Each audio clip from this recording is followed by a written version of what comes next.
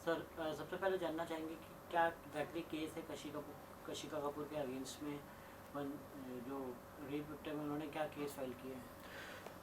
देखिए, एक रेप का केस चल रहा था सिंगर राहुल जैन के ऊपर, और जिन्होंने ये रेप का केस फाइल किया था वो क्लाइंट है मेरी। और दूसरी चीज़ के ये ऑलरेडी केस जो है अभी कोर्ट में पेंडिंग है, और कोर्ट में पेंडिंग होने के नाते काफ़ी हद तक काफ़ी लोगों को, और इनफैक्ट हर किसी को ये भी नहीं पता था, किसी को पता नहीं था कि ये रेप का केस किसने फाइल किया, क्योंकि ये कानून में प्रोटेक्शन दिया हुआ है रेप विक्टिम्स को कि उनका नेम आइडेंटिटी डिस्क्लोज नहीं किया जाए। इनफैक्ट कभी मीडिया भी अगर कवरेज करती है तो उस पर सिर्फ लिखती है द फर्स्ट इन्फॉर्मेंट या कंप्लेनेंट या रेप विक्टिम, लेकिन नाम कहीं नहीं आता है, और आज तक नाम कहीं पे भी नहीं था। अब होता यह है कि कशिका कपूर नाम की एक एक्ट्रेस है, उनका एक म्यूजिक एल्बम आता है टू लॉट आ, और उसमें एक्टर है प्रतीक सेजपाल। अब ये प्रोजेक्ट जो है वो मेरे क्लाइंट का है, और इस प्रोजेक्ट को लेके छोटी मोटी अनबन होती है कशिका के बीच में और क्लाइंट के बीच में, जो रेप विक्टिम है।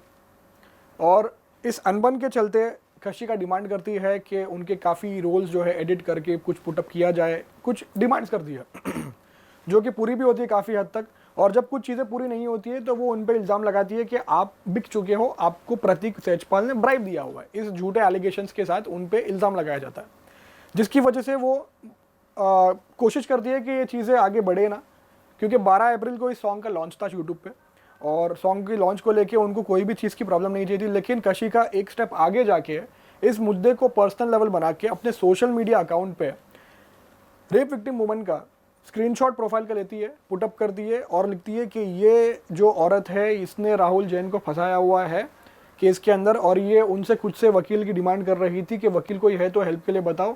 और काफ़ी बहुत सी बदनामी की है, और ब्राइब का भी एलिगेशन लगाया कि ये औरत को ब्राइब दिया गया हुआ है। इतनी बुरी बुरी बातें की गई है उसके अंदर, just because of cheap publicity and controversy के चलते ये जो चीज़ पुटअप किया हुआ है ये बहुत ही गंदी और बुरी चीज़ थी, जिसके चलते उन्होंने मुझे कॉल किया, मुझे रोते हुए बताया कि इस तरीके से बदनामी की जा रही है, और उनका आइडेंटिटी डिस्क्लोज कर दिया है, जिसकी वजह से अब लोग उनको मैसेज करके बहुत सी बुरी बुरी अपशब्द वर्ड उनके अगेंस्ट यूज़ कर रहे हैं, उनको टैग कर करके परेशान कर रहे हैं। क्योंकि ये जो कशिका कपूर है, इन्होंने उनका औरत का जो है स्क्रीनशॉट प्रोफाइल का लेके, जिसमें नाम, फोटो, आइडेंटिटी, प्रोफाइल सब कुछ विजिबल है, और उसमें रेप केस के बारे में बात किया हुआ है। तो ये चीज़ जो है जिसकी वजह से इनकी आइडेंटिटी डिस्क्लोज हुई है, इसके चलते हमने पुलिस स्टेशन में कंप्लेंट फाइल किया अंडर सेक्शन 228A और सेक्शन 500 जो है डिफेमेशन। 228A ये बोलता है कि कोई भी रेप विक्टिम का आइडेंटिटी कहीं से भी कोई भी तरीके से डिस्क्लोज किया जाएगा अगर, तो उसको 2 साल की जेल है, उसमें FIR होना चाहिए। पुलिस की तरफ से अभी तक क्या सहायता की गई है रेप विक्टिम के? देखिए, हमने पुलिस से बहुत सी उम्मीदें रखी थी, और उन्होंने हमें काफ़ी कोऑपरेट भी किया। हम ओशीवारा पुलिस स्टेशन गए परसों, हमने रिटन कंप्लेंट फाइल किया, हमने FIR की मांग की, क्योंकि 228A सेक्शन कॉग्निजेबल है और उसमें FIR होता है। लेकिन कुछ टेक्निकल चीज़ों को लेके उनको कुछ केस समझ में नहीं आया या कुछ तो भी था, तो उन्होंने सेक्शन 500 का NC ले लिया। उन्होंने एडमिट किया कि सेक्शन 500 डिफेमेशन हुआ है, लेकिन 228A को चल के उनको कुछ क्लैरिफिकेशन चाहिए था, जिसके लिए उनको वक्त चाहिए था। अब हमें इस वक्त का इंतज़ार करना सही नहीं लगा, और इसीलिए हमने उनका NC ही लेके हमने कल ही अंधेरी कोर्ट मेट्रोपॉलिटन मजिस्ट्रेट कोर्ट में कंप्लेंट दाखिल की है, और हमने FIR का मांग किया है कशिका कपूर और उनके फादर दीपक तिगचंदानी के ऊपर। और कशिका कपूर के अगेंस्ट में कुछ ऐसे बयान आएगा, मतलब उनका क्या रिप्लाई आया ये केस के बारे में कुछ ऐसा? देखिए, पहली चीज़ तो ये जब स्टोरी और डिफेमेटरी पोस्ट पुटअप किया गया था, तो ये स्टोरी इंस्टाग्राम पे 24 घंटे के लिए रहती है। तो जो रेप विक्टिम वुमन है, उन्होंने कशिका के फादर को कन्फ्रंट भी किया और रिक्वेस्ट भी किया कि ये स्टोरी पुल डाउन कर दो, क्योंकि बदनामी हो रही है। लेकिन इसके बावजूद 24 घंटे तक वो स्टोरी वहाँ पे थी। दूसरी चीज़, ये होने के बाद दूसरे दिन एक मीडिया में इंटरव्यू आता है, जहाँ पे कशिका और कशिका के फादर दीपक तिगचंदानी जो है दोनों बैठ के इसको जस्टिफाई भी कर रहे हैं। कोई इंटरव्यू में उनको पूछता है कि आपने उनकी पर्सनल लाइफ के बारे में क्यों सवाल किया, तो जिसको जस्टिफाई कर रहे हो और फिर बात कर रहे हैं। तो ये मल्टीपल कंटिन्यूस क्रिमिनल एक्ट बन के आ रहा है। अभी कल ही मुझे पता चला है, मैंने देखा कि वो जो इंटरव्यू था जो कल जिसने लिया था वो पुल डाउन किया हुआ है, डर के मारे कि ये अभी एक कोर्ट में जा चुका है ये मामला और इस तरीके का इंटरव्यू सही नहीं है। तो इसकी वजह से ये जो कंटिन्यूस क्रिमिनल एक्ट है जो किया गया है इन दोनों की तरफ से, सिर्फ कशिका नहीं, कशिका के फादर की तरफ से भी, तो इन दोनों का नाम अभी कल हमने कोर्ट में अर्जी दाखिल की है और हम उम्मीद कर रहे हैं पूरी जस्टिस की। आगे किस तरह की कार्रवाई आपको लग रहा है और आपके आगे मुंबई सीपी के पास भी जाओगे इसकी और बड़ी शिकायत लेके? नहीं, देखिए ओशिवारा पुलिस स्टेशन में हमने जो बात किया था, हमारी बातें ऊपर काफ़ी लेवल तक हुई थी, लेकिन उन्हें वक्त चाहिए था एक्चुअली इन्वेस्टिगेशन के लिए। और हमारे हिसाब से ये चीज़ जो है पूरा एविडेंस रिकॉर्ड पे था और सारी चीज़ें उसके अगेंस्ट थी। तो जब चीज़ें पूरी सपोर्ट में थी और टाइम के साथ हर चीज़ें प्रोवाइड किया था, तो इसमें इन्वेस्टिगेशन का मुझे लगता नहीं है कोई चीज़ है, क्योंकि सुप्रीम कोर्ट जजमेंट्स है ललिता कुमारी के, सो फेमस जजमेंट है जो बोलता है कि अगर सारे रिकॉर्ड्स, सारे सब्सटेंस, सारे एविडेंस अगर आप पुलिस स्टेशन में देते हो और कॉग्निजेबल ऑफेंस अगर बनता है तो पुलिस स्टेशन को एफआईआर करना चाहिए।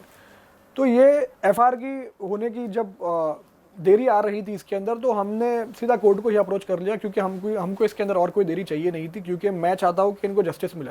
क्योंकि ऑलरेडी राहुल जैन को जो एंटीसिपेटरी बेल जो गलत तरीके से मिला हुआ है, क्योंकि बहुत सीरियस ऑफेंस है ये ऑफेंस के अंदर एक बच्चा पैदा हुआ है, जो रेप का एलिगेशन जो लगा हुआ है, झूठा शादी का वादा करके जो सेक्सुअल इंटरकोर्स मल्टीपल टाइम हुआ है रेप विक्टिम के साथ, उसमें से एक बच्चा पैदा हुआ है और वो बच्चा आज भी मेरी क्लाइंट पाल रही है।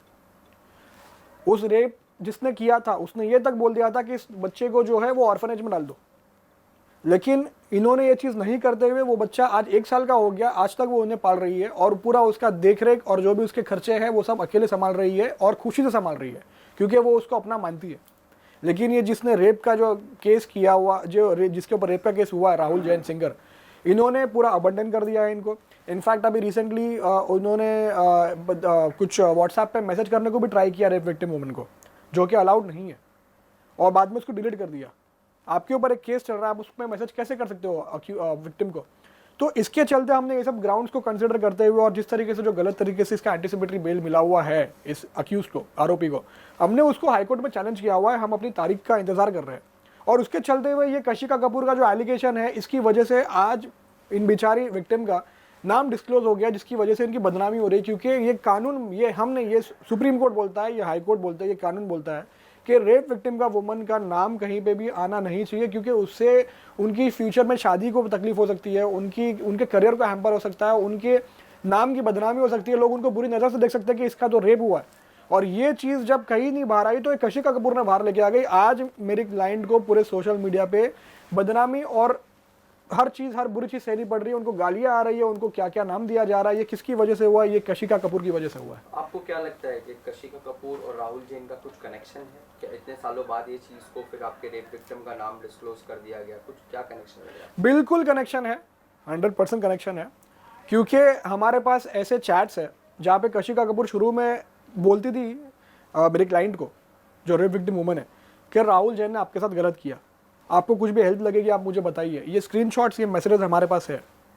और रिटर्न में अभी जो डिफेमेटरी पोस्ट हुआ है वहाँ पे लिखती है कि राहुल जैन ने कुछ गलत नहीं किया, इस औरत ने राहुल जैन को फंसाया हुआ है, इस तरीके की बुरी एलिगेशन इनके ऊपर की जाती है। तो डेफिनेटली ये राहुल जैन की तरफ से ही बोला गया हुआ है और राहुल जैन का ही इसके पीछे हाथ है, तभी चल के ये चीज़ रिकॉर्ड पे आ रही है। क्या इसकी भी इंक्वायरी की मांग करोगे आप? बिल्कुल, हम इस चीज़ की इंक्वायरी की मांग करेंगे और ये जो हमने अभी केस पुटअप किया है ये हाईकोर्ट में भी हम यूज़ करेंगे, ये प्रूव करने के लिए कि ये पूरा एक नेक्सस, पूरा कॉन्स्पिरेसी चल रहा है मेरी क्लाइंट के अगेंस्ट, जो वन हैंडेडली अकेले पूरा केस हैंडल कर रही है, कोई सपोर्ट नहीं है इनको। और आज आइडेंटिटी डिस्क्लोज होने की वजह से काफ़ी सवाल भी उठाए जा रहे हैं, तो ये जो हुआ है बहुत गलत हुआ है। अगर कशिका कपूर फंसती हैं तो उनके ऊपर क्या क्या सेक्शंस लगते हैं और कितने टाइम की सजा मिल सकती है? देखिए, फंसी हुई तो है ही वो, क्योंकि कानून के हाथ से कोई खाली जा नहीं सकता, वो कोई भी हो, छोटे से छोटा आदमी हो या बड़े से बड़ा आदमी हो, सब कानून की नज़र में एक है। तो सेक्शन 500 का एनसी तो हो ही चुका है और एनसी में सेक्शन 501 लग चुका है पुलिस स्टेशन की तरफ से। अभी हमने कोर्ट जो गए, हम कोर्ट में सिर्फ 228A सेक्शन का मांग कर रहे हैं उसमें डालने के लिए। इस केस में 2 साल की जेल है, पनिशमेंट है, और पूरा प्राइमा फेसी पूरा सब्सटेंस दिख के आ रहा है कि बदनामी, उनके ऊपर ब्राइबरी का एलिगेशन लगाया हुआ है।